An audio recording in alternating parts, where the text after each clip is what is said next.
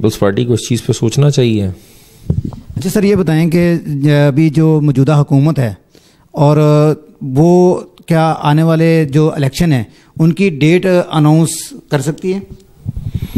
دیکھیں، ہمیں تو ٹیکنوکریٹ سیٹ اپ کی آوازیں آ رہی ہیں کیونکہ فنڈز تو نہیں ہیں الیکشن کے لیے۔ جنرل الیکشن کا نہ ماحول ہے، نہ فنڈز ہیں، اور نہ ملک کے حالات ایسے ہیں کہ ابھی الیکشن کی طرف جایا جائے۔ غریب کے پاس کھانے کے لیے کچھ نہیں ہے تو الیکشن کے لیے کہاں سے؟ میں یہی تو کہہ رہا ہوں، الیکشن غریب نے تھوڑی لڑنا ہوتا ہے۔ الیکشن کے لیے تو غریب کو بریانی کی پلیٹ مل جاتی ہے، وہ کھا کے ووٹ دے دیتا ہے جس کو دینا ہے۔ جنہوں نے الیکشن لڑنا ہے ان کے بھی حالات نہیں ہیں ایسے کہ ابھی اس ٹائم الیکشن میں چلے جائیں۔ مجھے نہیں لگتا کہ 2023 اور 24 میں الیکشن ہوں گے۔ 23-24 میں تو الیکشن نظر نہیں آ رہے۔ اچھا سر، یہ بتائیں کہ کیا پی ٹی آئی دوبارہ حکومت میں آ سکتی ہے؟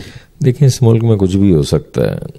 میرے جو دوست یورپ میں رہتے ہیں، کینیڈا، امریکہ میں رہتے ہیں، وہ کہتے ہیں تم لوگ واحد ملک ہو جس کو چند خاندان چلا رہے ہیں اور چند افسران چلا رہے ہیں، اور جو ہے وہ تم وہ واحد ملک ہو کہ جہاں کا سربراہ مارنے کے لیے امریکہ نے اپنا جو ہے وہ سفیر مروا دیا۔ ضیاء الحق صاحب کو جب شہید کیا گیا، امریکہ نے اپنا سفیر مروا دیا، اپنا ملٹری اتاشی مروا دیا۔ تو بات یہ ہے کہ بھائی ہم پوری ایک امریکہ کی کالونی ہے، ہم بیسکلی دو سپر پاور کے درمیان جو ہے نا پس رہے ہیں، ٹھیک ہے۔ ہم چائنا اور امریکہ کی جو پروکسی ہے وہ بنے ہوئے، پیسہ ہم امریکہ سے مانگتے ہیں پورے سال فنڈ، اور ٹریڈ ہماری چائنا سے ہے۔ چائنا کی ظاہر مارکیٹ ہے، چائنا ہمیں چھوڑ نہیں سکتا۔ چائنا نے ہمارے پیچھے گلگت بلتستان کو کور کرنے کے لیے اروناچل پردیش پہ حملہ کیا۔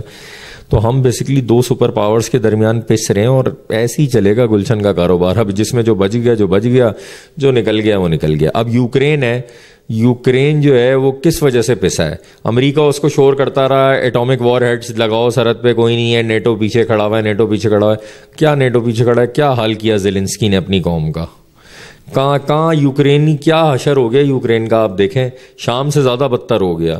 تو جب دو بڑی سپر پاورز لڑتی ہیں نا تو یہ چھوٹے ممالک اسی طرح پستے ہیں۔ سر جیسے کہ پھر وہ میں بات کروں گا تو وہ کہتے ہیں کہ بات دور تک جائے گی۔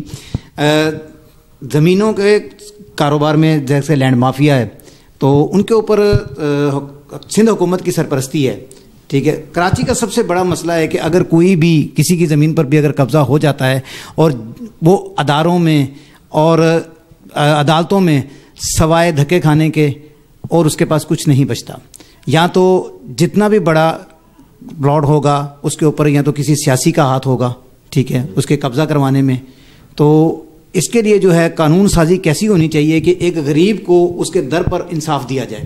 یہ جو پاکستان میں ناممکن سا ہوتا جا رہا ہے۔ غریب کو جو ہے وہ خود ہی کسی ٹرک کے نیچے آ جانا چاہیے، غریب کو انصاف کی امید ہی نہیں رکھنی چاہیے۔ یہ تو خیر میں آپ کے سوال پہ حیران ہوں کہ آپ پاکستان میں رہتے ہیں اور انصاف کی بات کر رہے ہیں۔ غریب کو بذات خود ہی کسی ٹرک کے نیچے آ جانا چاہیے۔ پاکستان میں رہنے کے 3 اصول ہیں، 3 رہنما اصول آپ پاکستان میں رہنے کے طے کریں۔ جیسے قائد اعظم نے بتایا تھے نا، یونٹی، فیتھ اور ڈسپلن، ایسے میں آپ کو پاکستان میں رہنے کے 3 رہنما اصول بتا رہا ہوں کہ صرف اگر آپ کے پاس پیسہ ہے اور تعلقات اور مین پاور نہیں ہے تو بھی آپ بے بس ہیں پاکستان میں۔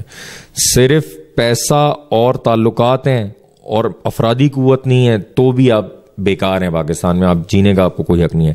پیسہ، تعلقات، مین پاور، یہ تینوں بنیادی اجزاء آپ کے پاس انگریڈینٹس ہیں تو آپ پاکستان میں رہیں، ورنہ موو کر جائیں یہاں سے آپ۔ اچھا سرما صاحب، یہ بتائیں کہ ابھی جو پی ڈی ایم کی 14 جماعتیں ایک ہوئی ہیں تو اس کے اندر آپ کی جماعت نے شمولیت کیوں نہیں کی؟ دیکھیں جی، یہ 14 جماعتیں جو اکٹھا ہوئی تھیں یہ کسی نظریے پہ تھوڑی ہے، تو ملک کو لوٹ کر کھانے کے